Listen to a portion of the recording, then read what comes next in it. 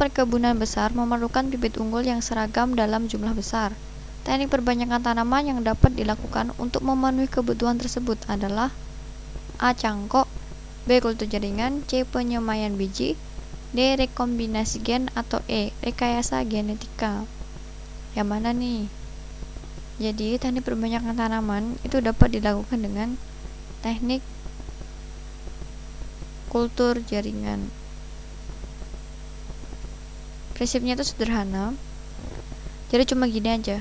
Nanti mengambil sampel ya, mengambil bagian kecil suatu jaringan. Setelah dia dapat, kemudian menumbuhkannya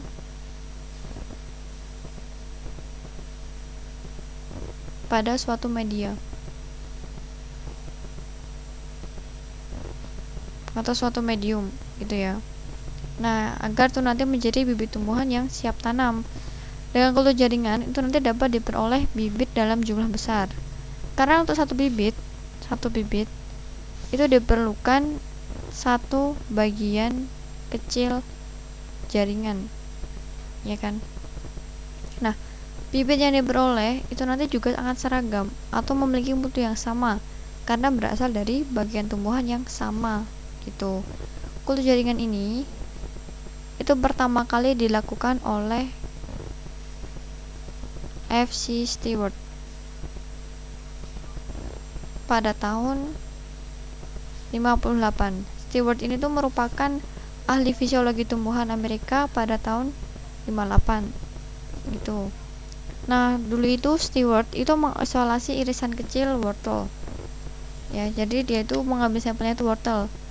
Jadi langkah pertamanya dia itu mengisolasi irisan kecil jaringan phloem wortel itu, kemudian dia masukkan ke suatu media cair.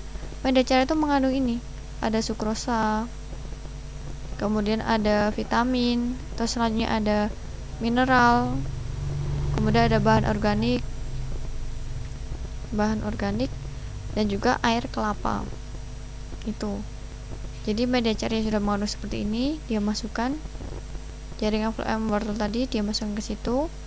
Setelah itu dari jaringan tersebut itu nanti akan tumbuh kalus ya. Mulai tumbuh kalus. Kalus itu merupakan sel yang belum berdiferensiasi.